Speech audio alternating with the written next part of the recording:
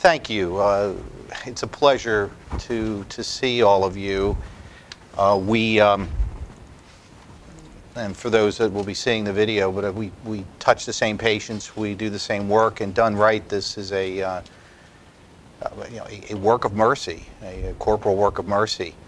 The problem of thinking about geriatric cardiovascular emergencies, I think, is a model for the challenge of thinking about geriatrics and emergency medicine in general. I founded the section on geriatric emergency medicine in the American College of Emergency Physicians, as well as the section on safety and quality improvement in reverse order, and I think they're linked. And I bring that to your attention because the way I'm going at this would be to highlight at points where this becomes a model for how we process information, and hence the pitfalls or the potential to do the right thing if we understand a bit of what the differences are between geriatric presentations and the broadband non-pediatric presentations. The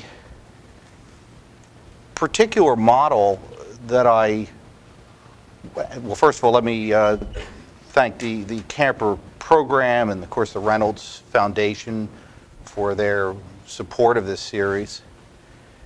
We'll talk about chest pain as a model, and particularly, and it may seem a little out of line, but I don't believe it is, to think about pneumonia, since pneumonia in many ways overlaps with what will be, presentation-wise, atypical chest pain presentations, and we'll talk about that in a second. But I think it makes a great bridge for why this is a challenge in the geriatric population. Something on acute coronary syndrome, aortic dissection, pulmonary embolism, and highlight the fact that inside this discussion space, you're loaded with some very general, atypical kinds of symptoms, such as fatigue, dyspnea, and dizziness, making this additionally complex. So the fact that this program and the fact that across the country folks are becoming interested in geriatric emergency medicine is a great joy, and I think has been overdue. It's not a new phenomenon. There are workers in this area that have been working in emergency medicine for literally decades. And the ED is increasingly the access point for older folk, and you know that experientially. It is also the access point for a great deal of other kinds of problems that overlap in some large world Venn diagram of things that overlap. And in many ways, pediatrics at first blush would seem to be a parallel with geriatrics in the sense that special needs, different problems, perhaps communication issues. But then there's a huge branch point change and disconnect that you need to be aware of, and that is to say that pediatrics long ago, over a century and a half ago, evolved as its own separate discipline, and pediatric emergency medicine had evolved as a discipline. Geriatric emergency medicine has not gone that route, and it may very well be that there are just not sufficient geriatricians, general emergency medicine, to ever have that kind of special case that is found in pediatrics. There are pediatric EDs with special areas, and that's really not what we're discussing today. My point being that it becomes incumbent on those who have an interest in this area to pass it on, and for the folks who are watching this to continue to promulgate that wave.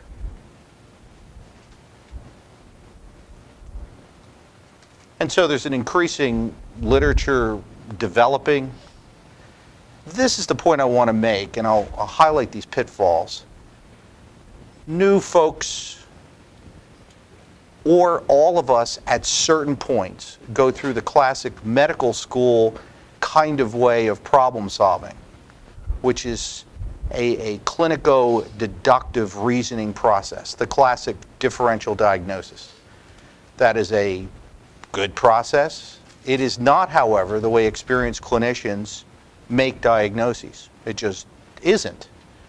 It's a slower system, very useful when you have not seen something before, just learning, and also when you're unpacking something that has complexity. But in general, if we think about the way we do our work, and if you look at the literature on this, we diagnose things by patterns. We recognize a pattern. Now, with all things in life, there's, a trade-off. Pattern recognition is faster, it's mentally efficient. However, it's possible for a pattern to look like another pattern and therefore make a mistake, and that's the problem space here. On the other hand, classic clinico-deductive reasoning, the classical differential diagnosis, is slower, as we mentioned, but also would appear in some studies can only be done for about 4 hours at a click. You can about do 4 hours of actually thinking about differential diagnosis and then your head hurts. Whereas pattern recognition, you can run that play your entire shift, and as long as you're verifying patterns, etc. Use of pattern recognition tracks with experience, with the caveat of where there could be risk management problems cognitively with use of patterns. Jumping to a diagnosis too quickly, that sort of thing. And then we'll use we're going to do the poll. So the test question. 89-year-old female presents to the ED from a nursing home with a history of change in mental status and weakness. So she's afebrile, does not have a history of cough or sputum production. Which of the following statements is true? Which of the following statements is true? So why don't you... Clickers are on. Why don't you click in?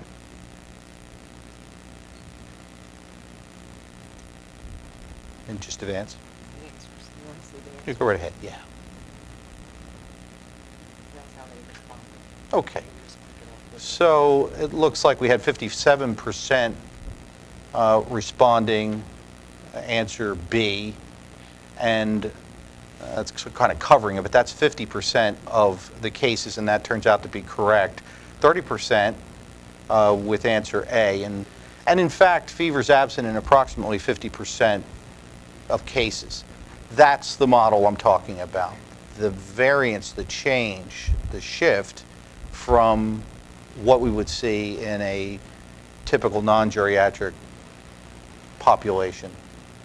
So pneumonia in the elderly may present with atypical features, and that is sort of what we're addressing as a template. Confusion, change in mental status, increase in falls, and weakness. This is the fever issue. And you may not see fever, cough, and sputum production and pick it up.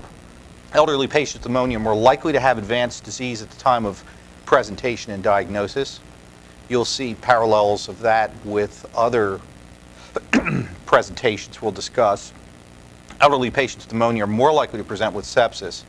And of course, what we all know is the change in pattern of organisms that you would see in elderly from nursing homes. This lends to the possibility of process improvement, and those of you who are looking for research projects here or following the lecture, this is the kind of work that one can do. And in this case, I had taken folks who had delays in treatment compared to the folks who didn't have delays in treatment and created a computer model to simulate what it would take to change the system in order to get the door to antibiotic time within the then 4-hour window. And as a subset of that, became very interested in the geriatric population. I've been interested in geriatric population for many, many years, but in this particular model, this became particularly interesting and rewarding since a great many of the statistical outliers almost all of them fell out of the geriatric population, and some of them were heroic outliers because they didn't present with classic symptoms. Well, you know that. But then the research question, which you could apply, believe me, in dozens of areas in the ED, this is just ripe to be done, is to say, well, can you do something about it? What if you changed the system, sort of inflicted that algorithm on the system, and then would you be able to get the system behave in a different way? And in work that we did testing that, Dr. Schutem and I, in fact, it turned out that you very much can do that. So here's another question, and I'll hand this to you, and you can weigh in on this.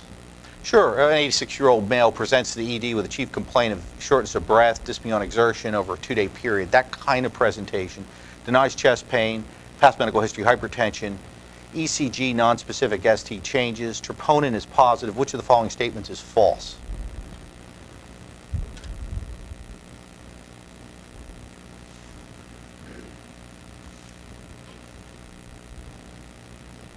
And 60% of you are correct, and we can see the correct answer here. Older patients may not receive treatment for AMI that's aggressive as younger. However, older patients may have less absolute benefit for such therapy, and less aggressive therapy is warranted. This is another pattern that you see throughout geriatric literature, is the historical assumption that the elderly, and elderly fall in different age groups, but would receive less absolute benefit from a number of therapies. And so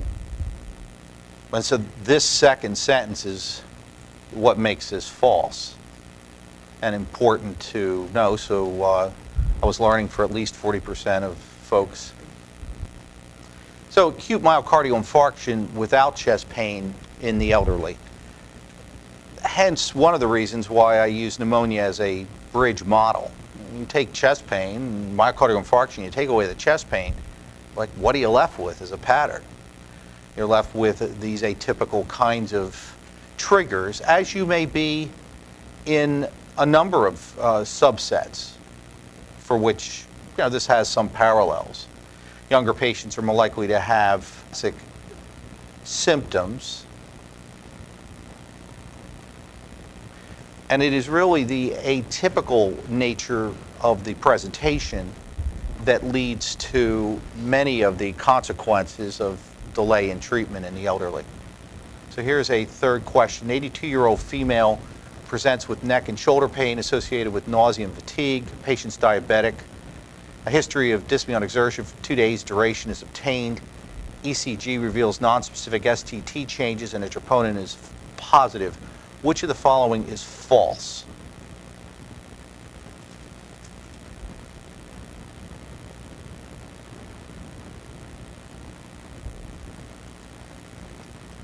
And so the one that's false is D, and 81% of the audience nailed that.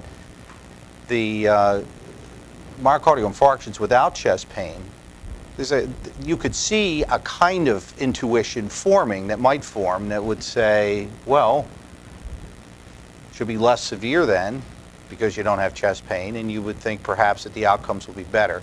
But in fact, that's just not true. Probably as a function, as much of anything else, it would appear, of the delay in diagnosis, the outcomes are not as good as in patients with chest pain. ACS in women, I think folks are aware of that issue. It's a topic space in and of itself, more likely to present with nausea and fatigue than men. This notion of presenting with fatigue is also a geriatric issue for chest pain. ACS in diabetics, clinical silent MI, I think that's known to folks in the audience. More likely to show a late presentation, more likely to present with exertional dyspnea. And elderly, more without chest pain, more common in younger patients. And you could have all three operating together.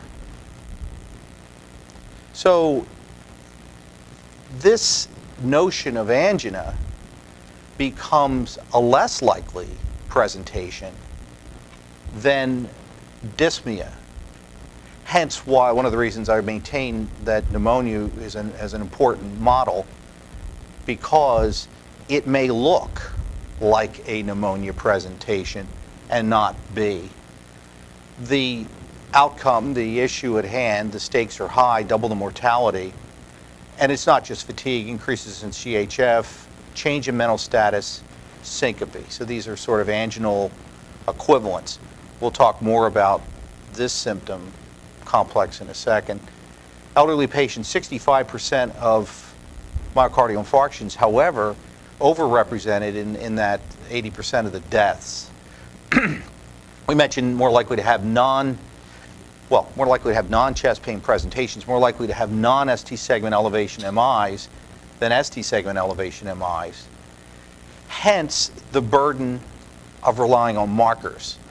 And so I'm sure you do this already, but I would encourage a liberality of clicking on the cardiac markers for these kinds of presentations. And you will, as we all are from time to time, be quite surprised at the pattern. Now, negative markers don't rule it out, and positive markers is a bit murky now, especially in isolation, and may take time both patient to sort out, as well as in general in the field. Troponin elevations can represent other things. Left ventricular hypertrophy, for example, in association with microinfarctions. This is an explanatory model of why renal insufficiency may have a bump in troponins. However, and this is an important point, those elevations track with increasing mortality. So it's not that one could simply say, there's renal insufficiency, the markers are renal insufficiency, I will give that no additional weight than if it were not elevated. Would not be a true way to function. EKG interpretation can be confounded by baseline pathology. Hence, observation and rule-out admissions remain core. Now, they're core inside medicine, they're core inside emergency medicine, but they are especially core here. Now, you'll recall the second part of that question. Older patients may not receive treatment for an AMI that's aggressive as younger patients. However, older patients may have greater absolute benefit for such therapy insofar as there's a problem with poorer outcomes if it's with delay. So therefore, earlier delay actually may have a greater absolute benefit. In the case of thrombolytic therapy, older patients are less likely to have indications for thrombolytic therapy and more likely to have contraindications to thrombolytics. And in a thrombolytic era, an isolated thrombolytic era, that becomes was a very real issue. However, in an era where there are other modalities, including PCI and beyond, this becomes a reminder to move along that pathway as though the patient were not in the geriatric group. And then again, an area where there's opportunity for clinical research as well as operations system improvement research. What is the pattern to identify earlier and to improve outcomes and so on. PE in the elderly. You know a great deal about PE. You see PEs, if not on every shift, then you're certainly thinking about the possibility of PE on every shift and picking them up here and there. There are some important key divergent points related to the elderly. The risk is higher. It rises at age 40, rises again at 60, and approximately doubles for every decade after 60. That's a factoid that's got some muscle behind it. It's more than I would have thought intuitively, but it is true. Now, why would that be? Well, it's comorbidities, as it turns out, probably is driving that increase in risk. The fact that elderly patients can present with painless dyspnea at rest or with exertion And you know, if you get some nonspecific ST changes, it may just, in the elderly patient, it would appear, in folks that have looked at this, to take the cognitive function and just kind of bump it in the direction of thinking acute myocardial infarction and not entertaining, perhaps, the notion of a pulmonary embolism. And then this one is a factoid that may pay off for someone and for us in the future, and that is to say elderly patients with PE can present with syncope. Now, you know that it can occur at any age. I'm not telling you anything you don't already know. You know that. However, in younger patients, you tend to think of a massive PE, sort of a saddle presentations. You know, you're thinking those kinds of really big disease kinds of thoughts, and may have the hemodynamics that go along with it so that you stay in that train. However, it can be a very tricky presentation for PE in the elderly, and as we'll talk about in a second, in a context where the D-dimer itself is now, can become murky, the use of the D-dimer. So we'll get to that in a second. So the theme is of a shift in symptom pattern, as we saw with pneumonia, as we've seen with ACS, is also found in pulmonary embolism. So dyspnea at rest or exertion, less likely in patients over 70. Pleuritic chest pain, less likely in patients over 70. And more likely, or less likely to manifest tachypnea, which, although we know there are various scoring systems and the reliance on the absence of tachypnea or tachycardia is a treacherous way to approach ruling out PE in one's mind, one can't help but admit that psychologically, cognitively, if you see tachypnea and you see tachycardia, you would perhaps be more likely to think PE. So the absence of those can very much pull someone away from a PE presentation, and it has consequences. So caution with the physical exam, with pulmonary embolism, crackle seen in 25% for lots of different reasons that the elderly may have, atelectasis, all other reasons, but now that could pull you right into a pneumonia misdiagnosis, and unilateral leg swelling or other signs of DVT are less likely with PE in elderly patients. And so insofar as DVT as a precursor driver, as an associated element, not identical to the subset of PE, but one would have to say in one's thinking and pattern recognition, something that if it were there would be more likely to drive you in terms of your clinical gestalt, as it's called, let alone inside some of the scoring systems, that would more likely push you. So the absence of that creates a problem. You know, I don't think the nation needs another non-steroidal, and there's lots of meds we don't need. There's lots of inventions that I'm not sure we need, but we surely could use a better test than the D-dimer, even in its current format. And we'll talk about in a second, there are several that are being looked at throughout the world, since this is a truly worldwide problem. It's a problem enough in general, a challenge enough in general. And that's been looked at, the strength of it, the weakness of it, and so on. A recent ACEP document on PE that I think is worthy of review that just came out within the last year, with which you may be familiar. So, but in the subset of the elderly, elevations are sensitive but not specific. Many other conditions, and you're well aware of this. I know you know this. It comes up in our conversations all the time. And to make it worse, the use of our gold standard imaging study may be limited by limiting the use of contrast because of renal insufficiency, making this a challenge. It rises with age, the incidence of PE, increased morbidity and mortality, more coexisting disease. Now there are a number of markers that are being looked at as we have talked about, the sort of upstream markers in the coag pathway. And I hope some of those break through. But for those of you looking for research projects, this is another space in which there's great potential for research projects, is looking at pulmonary embolism in the elderly.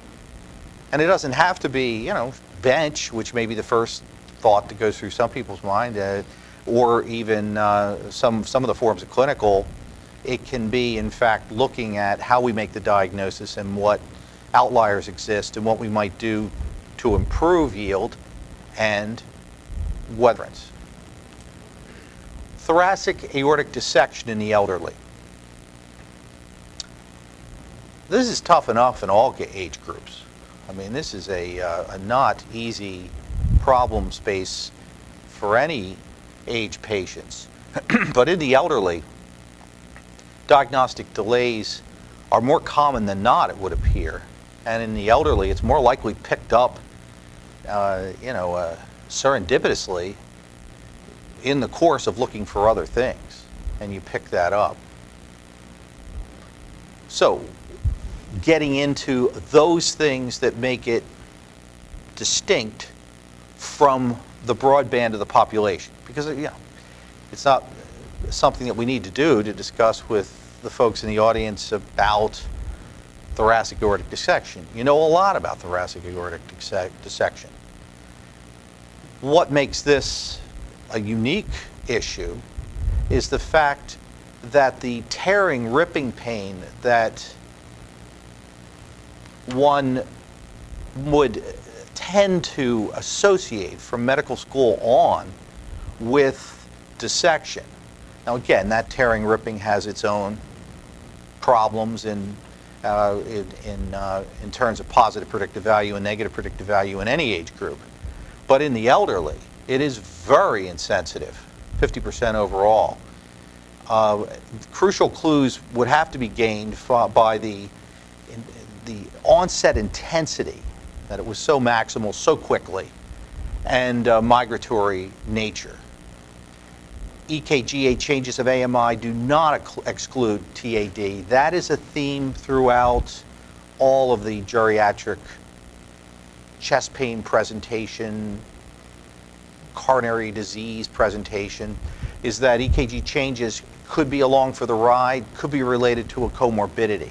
If you can find all one, that's great, but obviously, once again, the notion of observation might help in some cases.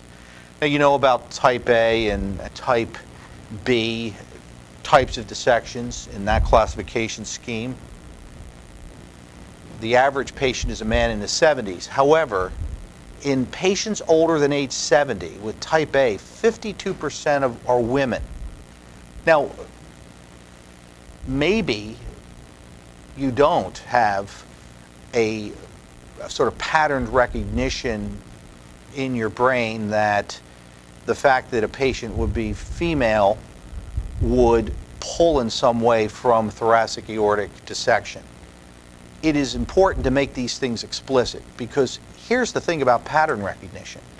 A tremendous amount of it is done intuitively and unconsciously. You're not even aware of it. I show you a rash, you look at it. As a medical student, you may describe to me the nature of the rash, tell me it's vesicular, it's umbilicated, non-umbilicated, whatever its pattern is, and then you may tell me, well, the differential includes X, Y, Z, and I think it's that. Or you go up to the level of a dermatologist, and I'm sure folks have done rotations in dermatology or have had this experience with skin rashes already, certain rashes. You look at it and you say, well, because that's what it looks like, as though it were a photo of someone you knew, because that's what that looks like. The problem is that that pattern then becomes unconscious. You don't even think about it. And so the exceptions can creep in, and that's why the warnings that come out of this lecture. And so in patients older than age 70 with type B dissections, so these are now Bs, 38% are women. So it's surprising to some percentage in type A's over 70. Now, that may not be a surprise to you, but it certainly, and if it isn't, that's good.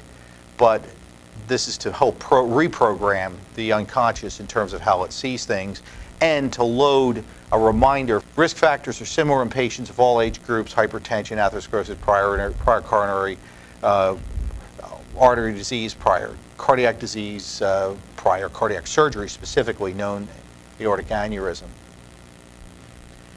Now, I know that I'm quite sure that folks don't rely solely or even strongly on pulse deficits, and that folks watching this have a strong understanding that pulse deficits can be a weak way to make the diagnosis. However, it does come up, and we check for pulses.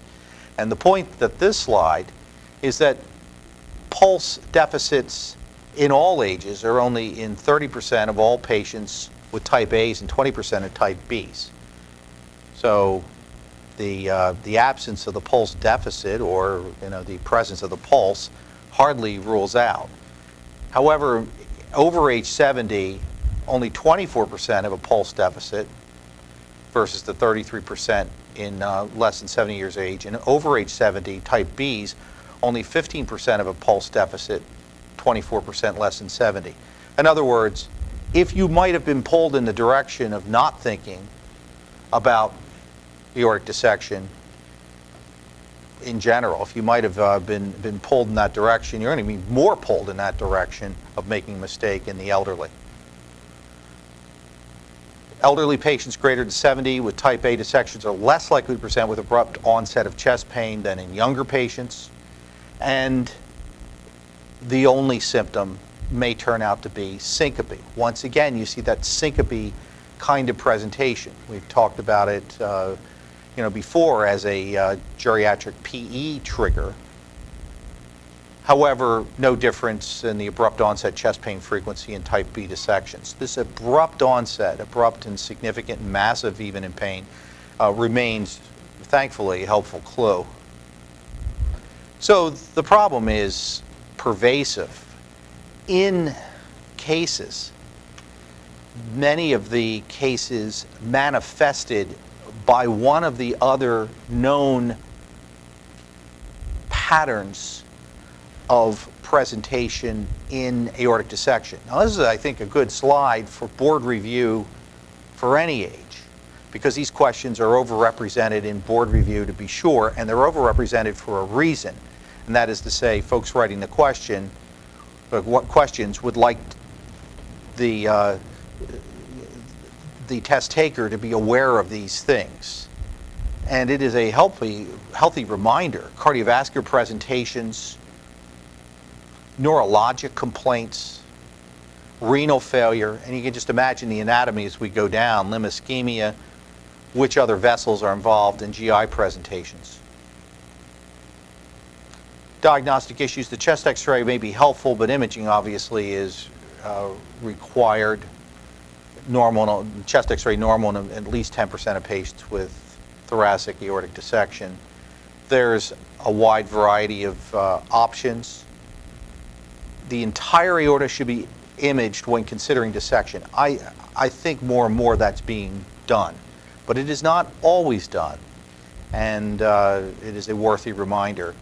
And laboratory testing has had a limited role: D-dimer, poor specificity, and there are other laboratory tests being looked at. So the conclusion of this is that the obvious is the first bullet point, which is that one sees a common point of entry to medical care for older adults through the ED. However,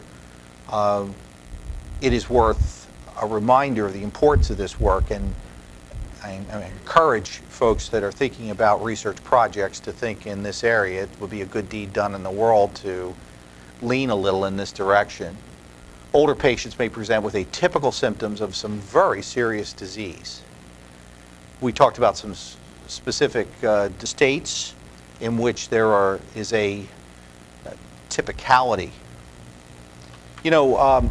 And I guess the overall theme is a proposition that Hippocrates talked about, and in one of his beautiful discussions of aphorisms related to medicine, you know, that life is short. That includes, as he would point out, our lives as practitioners, and the art is long. What we do takes an awful long time to develop. It can take up to 10 years to season an emergency physician, and then years and years after that to see a great many atypical presentations. You're actually, in this course of this lecture, seeing the collective experience of folks who have seen and published, and reminders from those and about atypicality. So the life is short, art is long, the crisis is brief. He might as well have been talking about some forms of emergency medicine. And among other things that he says after that is that experience is deceptive. What a fascinating thing to think about from someone over 2 millennia ago, that he's warning us that the very nature of having a great deal of experience. So you see, it takes that time to season an emergency physician, and then when you're good and seasoned, you've got good and seasoned patterns that can help you move through things. But they can also, unfortunately, take away some of the open-mindedness, the beginner's mindedness, as it's discussed by philosophers of the early part of the last century, as well as Zen philosophers from 200 years ago. Many of you, I see your faces, you have experience, but you also still have open beginner minds. And then, as a number of philosophers about how we learn have pointed out, as well as cognitive theorists, you enter this period of not an open mind, and perhaps in many ways a closed mind. And then they would all hope that you push through that to a point where everything seems possible again, which comes with even more experience and mastery and humility from having seen exceptions to the rules. And that's another part of the attending process, is to share that. So that is really our presentation on this. I think the rest is just some references that I put together on this. I thank you very much. All right, well then let's stop here. God bless you all. It was a pleasure to have a chance to chat with you on this.